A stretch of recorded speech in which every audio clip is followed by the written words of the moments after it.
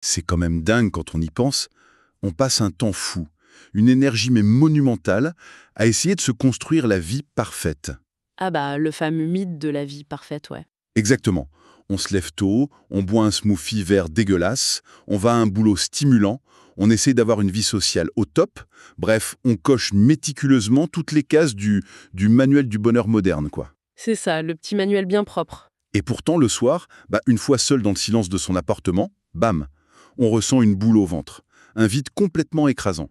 Et c'est terriblement frustrant parce qu'on se dit j'ai tout fait bien, pourquoi je me sens comme ça? C'est exactement ça. C'est comme si, malgré ses efforts titanesques, notre propre cerveau refusait catégoriquement de nous accorder la moindre petite satisfaction. Et on nous a tellement vendu l'idée que l'effort appelle la récompense émotionnelle en fait. Voilà. Et du coup, que se passe-t-il quand l'équation ne fonctionne tout simplement pas? C'est vraiment le cœur de notre exploration aujourd'hui. Absolument. Et je suis ravie d'être là pour décortiquer ça avec toi. Parce que la base de notre analyse, c'est un document vraiment fascinant. Ouais, le fameux script de lancement, c'est ça. C'est ça. C'est le texte d'une vidéo qui introduit une série de mini-formations sur la psychologie du bien-être.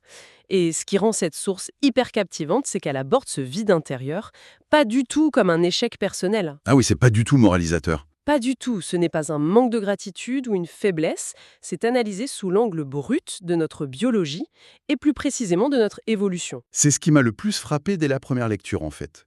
Parce que le texte ne nous dit pas, d'aller faire plus de yoga ou de trouver l'autre passion secrète. Non, ça commence direct par un diagnostic super clinique Mais oui, hein. avec un postulat qui est franchement assez troublant.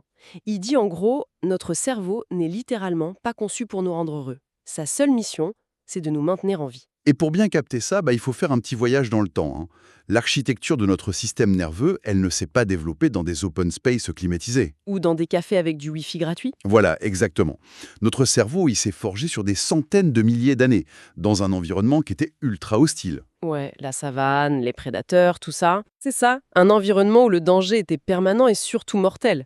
Donc, dans la savane, imagine un cerveau super optimiste. Le mec qui regarde les papillons. Grave, le cerveau qui s'émerveille devant les jolies couleurs d'un coucher de soleil, mais qui ignore complètement le bruit bizarre dans les buissons juste derrière. Ah lui, il finit en repas pour lion avant d'avoir pu se reproduire. Exactement. Ce cerveau-là appartenait à quelqu'un qui se faisait dévorer, donc il n'a pas transmis ses gènes. En gros, la nature a juste éliminé les optimistes, c'est dingue. On est les descendants d'une longue, très longue lignée de paranoïaques complètement anxieux. C'est exactement ça, on a hérité de leur matériel génétique. J'adore l'analogie qui me vient quand je lis ça. C'est un peu comme si l'évolution nous avait équipés d'un détecteur de fumée ultra sensible. L'image du détecteur de fumée est parfaite pour ce document, hein. Bah oui, parce qu'à l'époque, une alarme qui hurlait à la moindre petite ombre, c'était la garantie de ne pas finir mangé. Mais le drame de notre époque moderne, c'est que l'environnement a changé super vite. À une vitesse fulgurante, ouais. Les villes, la technologie, la sédentarisation, Mais notre biologie, elle a carrément raté le train, quoi. c'est qu'elle n'évolue pas du tout au même rythme. On navigue aujourd'hui avec un matériel neurologique qui date littéralement du Pléistocène. Et on peut pas juste, enlever les piles du détecteur de fumée. Du coup, l'alarme, elle hurle aujourd'hui avec la même intensité vitale, non plus pour un tigre à dents de sabre, mais parce qu'on a un peu trop fait griller le pain ce matin. Ou parce que le patron a froncé un sourcil pendant la réunion de 10 heures, c'est clair. Ouais, voilà. Mais tu vois, j'entends bien l'argument de l'évolution, je trouve ça passionnant, mais je bloque quand même un peu sur l'application au quotidien. Comment ça? Qu'est-ce qui te bloque?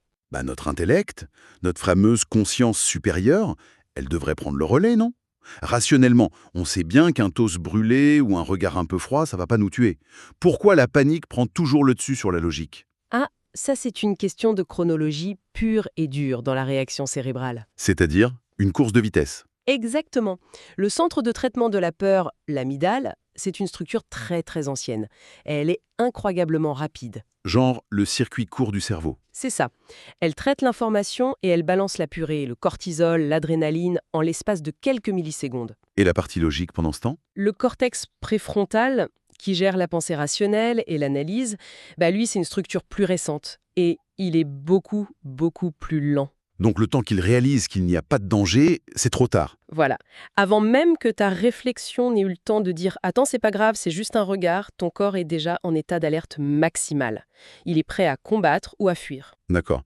Donc le cerveau préfère subir, 1000 fausses alertes épuisantes au quotidien plutôt que de rater la seule vraie menace qui pourrait nous tuer. C'est exactement le principe de survie.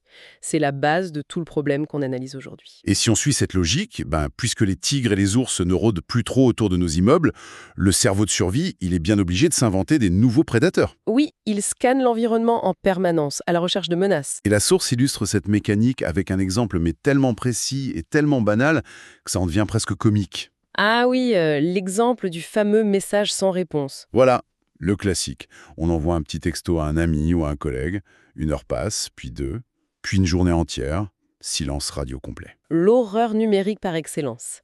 Et que fait notre chère amygdale face à ce grand blanc foulard? Le cortex rationnel pourrait dire des trucs logiques, non? Genre, la personne conduit, elle a plus de batterie, elle est en réunion. Oui, des hypothèses purement statistiques et rassurantes. Mais le vieux logiciel de survie, lui, il ne voit pas juste une absence d'information. Il voit quoi alors? Il voit un signal de danger imminent. Il saute direct à la conclusion la plus catastrophique possible. J'ai fait quelque chose de mal, cette personne me déteste. C'est ce grand écart cognitif qui me sidère à chaque fois. Comment on peut passer de « Ah, quelques pixels ne s'affichent pas sur mon téléphone » à « Je suis une personne horrible qui va se faire rejeter par tout le monde ». Ça paraît fou. Comment un petit loupé social peut-il déclencher la même alerte rouge qu'une agression physique au final? C'est exactement ça. Pourquoi on a l'impression de mourir de l'intérieur pour un vu sur WhatsApp? Eh bien, là encore, il faut retourner dans la tribu primitive. Chez les chasseurs-cueilleurs, appartenir au groupe, c'était pas juste une question de confort ou pour faire des soirées sympas le samedi soir. C'était vital, j'imagine. C'était la condition absolue de survie. Un humain tout seul, exilé du groupe face aux prédateurs et à l'hiver, son espérance de vie était de 0. Donc l'isolement, c'était littéralement une condamnation à mort. Exactement. Du coup, tout signal qui pouvait indiquer une potentielle exclusion, genre un regard de travers ou un mécontentement dans la tribu, ça devait être traité comme une urgence absolue. Waouh, ok, je comprends mieux le lien. Le silence de notre pote moderne au bout du fil, c'est traduit par notre système nerveux comme une menace de bannissement de la tribu. Voilà. Le prédateur d'aujourd'hui, le vrai danger de mort pour le cerveau, c'est la mise à l'écart social. C'est franchement terrifiant quand on réalise l'ampleur de la chose. On se promène toute la journée avec un système d'alarme qui nous shoot aux hormones de stress, comme si on risquait la mort par abandon, et ça 20 fois par jour. À chaque email ignoré, à chaque interaction un peu bizarre, bim, une dose de cortisol. C'est ça. Pas étonnant du coup que le tout premier constat de ce programme de formation, ce soit l'épuisement émotionnel. Bah oui, cette machine a toujours surréfléchir, à tout analyser. Elle pompe l'intégralité de notre réserve d'énergie. Et la source propose d'ailleurs une vraie phrase de soulagement face à tout ça. Elle dit, et je cite, « Tu n'es pas cassé, tu es juste conditionné ». Une phrase super forte, oui. Alors le texte original utilise le féminin, c'est le parti pris éditorial de la créatrice, mais c'est une réalité universelle pour tout le monde. Tout à fait, et ça enlève un poids énorme. Alors, ça donne presque le vertige de réaliser que toute cette angoisse constante, c'est pas un défaut de notre personnalité, c'est juste une fonctionnalité complètement obsolète de notre anatomie. Cette petite nuance entre être cassé et être conditionné, c'est vraiment la clé de voûte de toute leur philosophie. Pourquoi c'est si important selon toi ? Parce que si on pense qu'on est défectueux par nature, le seul chemin qui nous reste, c'est d'avoir honte ou de se résigner. On se dit « je suis nul, c'est comme ça ». Alors que si c'est un conditionnement... Voilà, si on comprend que c'est une vieille programmation neurologique qui tourne en boucle, la porte s'ouvre. On peut intervenir. Un logiciel, par définition, ça se met à jour. Et c'est exactement là que j'attends le texte au tournant. Ah oui, la fameuse solution. Bah oui, parce que diagnostiquer le problème avec la biologie de l'évolution, je trouve ça brillant, rien à dire. Mais la solution qu'on nous propose pour enrayer des millions d'années de paranoïa préhistorique, franchement, elle me laisse hyper perplexe. Tu parles de l'exercice proposé au début du programme. Oui, le script annonce de manière très sérieuse qu'on peut commencer à reprogrammer ce conditionnement avec un exercice qui prend 10 secondes. C'est rapide. C'est trop rapide. Honnêtement, si je suis en pleine crise d'angoisse sur mon canapé parce que je suis persuadée que tous mes collègues me détestent, l'idée qu'un micro-truc de 10 secondes va faire taire mon instinct de survie, ça ressemble pas mal à une formule magique de développement personnel vendue à la va-vite. C'est tout à fait normal d'être sceptique face à ce qui ressemble à une solution miracle. Mais si on décortique la mécanique de ces 10 secondes, c'est pas si magique que ça. Vas-y, je demande qu'à être convaincu. Le script demande de faire une pause et de se poser une question hyper directive. Qu'est-ce qui m'empêche aujourd'hui de me sentir vraiment bien ? Ok, donc la question, c'est ça, l'exercice. Oui. Il ne s'agit pas de trouver le sens profond de l'univers ou d'analyser tous ces traumas d'enfance. Il s'agit d'isoler une cible, Une seule. C'est vrai que l'effort de formulation est pas mal. Ça oblige à circonscrire un peu le malaise. Le malaise est hyper flou, et là on demande au cerveau de nommer la menace au lieu de juste courir partout en hurlant. Et d'un point de vue neurologique, cet acte précis de nommer la menace, ça produit un effet qui est très bien documenté. On appelle ça l'étiquetage émotionnel. Et ça fait quoi concrètement dans la tête? Des études d'imagerie cérébrale ont montré que le simple fait de mettre un mot, de verbaliser une émotion très perturbatrice, ça diminue physiquement l'activité de l'amygdale. Ah ouais? Juste en mettant un mot dessus? Oui, en forçant ton esprit à faire une phrase claire pour répondre à la question, tu forces le sang à quitter la zone de panique pour affluer vers le cortex préfrontal. La fameuse zone de l'analyse et du langage? Exactement. L'alarme perd littéralement de son carburant au profit de la raison. C'est un acte de piratage cognitif, tout simplement. C'est fou. Et les documents insistent vachement sur le fait de matérialiser cette réponse, t'as remarqué? Il propose de l'écrire, genre en commentaire sous la vidéo, avec juste un mot ou une petite phrase. Tout à fait. Au début, je me suis dit, ouais, ok, c'est juste une astuce un peu bidon pour booster l'algorithme de la plateforme avec des commentaires. Mais du coup, l'acte physique d'écrire, ça participe aussi à ce piratage du cerveau. Ah oui, complètement. Extérioriser la pensée, c'est une étape redoutable pour désamorcer l'angoisse. Parce que ça la sort de la tête, c'est ça. C'est ça. Quand une peur tourne en boucle, elle se nourrit d'elle-même, elle prend une place monstre, elle est tentaculaire. L'action de taper la phrase sur un clavier ou de l'écrire sur un bout de papier s'affiche cette angoisse qui était informe dans le monde réel. L'angoisse nébuleuse devient juste une phrase objective. Un truc qu'on peut lire. Et le prédateur imaginaire, qui te paraissait géant, redevient un simple tracas de bureau ou une petite insécurité de passage que tu peux observer avec un peu de distance. Franchement, vu comme ça, c'est un excellent point de départ. 10 secondes pour allumer la lumière, rediriger l'énergie vers la bonne zone et se rendre compte que le gros monstre sous le lit, c'est juste un tas de linge sale. C'est une belle métaphore, ouais. Mais bon, éteindre l'alarme une fois, ça va pas recalibrer tout le système de sécurité de la maison. Dès demain, face à un nouveau blanc dans une conversation, le détecteur de fumée va recommencer à hurler. Et le script est très honnête là-dessus, hein, c'est qu'une porte d'entrée. Du coup, comment une étincelle de 10 secondes se transforme en changement de fond? Une fois cette première prise de conscience actée, le texte déroule la suite. L'animatrice annonce une série de 8 vidéos gratuites et la toute prochaine s'attaque justement au mécanisme des pensées qui sabotent le bonheur. Ok, donc on passe de la théorie très générale à des schémas beaucoup plus individuels. Voilà. Et tout ce parcours, ça sert de tremplin vers le cœur nucléaire de leur programme, dont le lien est dans la description, le fameux plan de sérénité sur 21 jours. Ah, les 21 jours, ça c'est un format ultra classique. Ce chiffre, il a vraiment la peau dure dans l'industrie du développement personnel. C'est vrai qu'on l'entend partout. Mais entre nous, est-ce qu'une période de 3 semaines a une véritable validité scientifique pour modifier une biologie millénaire? Ou est-ce que c'est juste un horizon de temps acceptable pour garder les gens motivés sans qu'ils abandonnent? Alors, ce chiffre de 21 jours n'est pas une vérité mathématique absolue.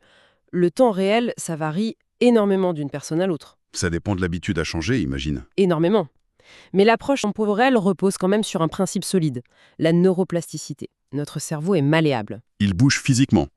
Oui, il y a une règle de base en neurosciences, la loi de Hebb, qui dit « les neurones qui s'activent ensemble se connectent ensemble ». D'accord. L'effet de répétition. Tu renforces cette autoroute de la peur. L'influx électrique fonce de plus en plus vite vers l'amygdale. Ça devient un automatisme. Donc, si je comprends bien, l'objectif du plan de 21 jours, c'est pas de faire un miracle spirituel, c'est littéralement de faire des travaux publics dans le cerveau. Des travaux publics, c'est joliment dit. On construit des nouvelles routes neuronales, des petits chemins qui vont vers le cortex préfrontal, plutôt que de prendre la grande autoroute vers la panique. Et la répétition de ces petits exercices quotidiens, c'est la seule façon de défricher ces nouvelles routes. Biologiquement, le cerveau va même produire une substance, la myéline, pour isoler ce nouveau chemin et le rendre beaucoup plus rapide. Donc, au début des 3 semaines, faire l'effort de se calmer, c'est épuisant, parce qu'on avance à la machette dans la jungle. Exactement. Et à la fin, la route est goudronnée. L'apaisement devient la réponse par défaut, la réponse automatique. L'alarme de survie s'éteint d'elle-même. Cette idée de construire physiquement son propre apaisement, je trouve que ça nous amène parfaitement à la clôture de ce script. Il y a une phrase de fin qui renverse complètement la table, selon moi. Laquelle? Le bonheur, ce n'est pas quelque chose que tu attends, c'est quelque chose que tu apprends. Ça change tout, tu vois. C'est un changement de paradigme radical, ouais. Pendant des années, on a tous pensé que le bien-être, c'était une sorte d'état de grâce, un truc qui dépend de notre ADN, ou de l'alignement de notre compte en banque et de notre succès pro. Alors que si c'est une compétence qui s'apprend, le cerveau n'est plus ce despote figé qui nous impose ses angoisses. C'est plus comme un instrument de musique. Un instrument qu'il faut accorder. C'est ça. Par défaut, avec l'évolution, il est accordé pour jouer une musique super stressante, pleine de fausses notes, de peur et de survie. Mais avec de la pratique, de l'apprentissage, on peut lui enseigner d'autres partitions. Le travail, c'est donc plus de forcer le monde entier à être parfait pour qu'on se sente en sécurité.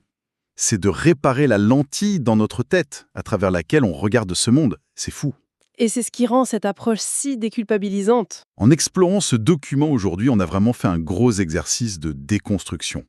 On a balayé cette illusion que le confort matériel éteindrait nos angoisses par magie.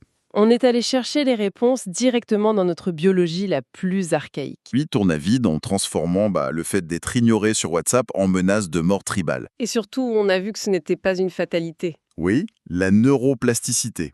10 secondes de pause pour court-circuiter l'angoisse, et ensuite un entraînement de plusieurs semaines pour carrément recabler le cerveau. Au final, le fil conducteur de notre analyse, c'est vraiment cette bascule.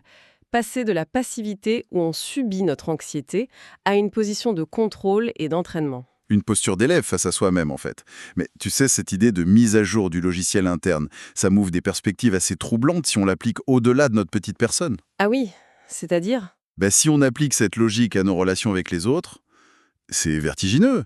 Si nos propres coups de stress et de noirceur ne sont que les sursauts d'un vieux mécanisme de survie dépassé, comment on doit regarder le comportement des autres, tu vois ? Ah, je vois où tu veux en venir. C'est très intéressant. On passe notre temps à juger tout le monde.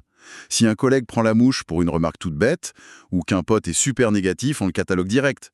On se dit « Waouh, il a un fond toxique » ou « Elle est insupportable ».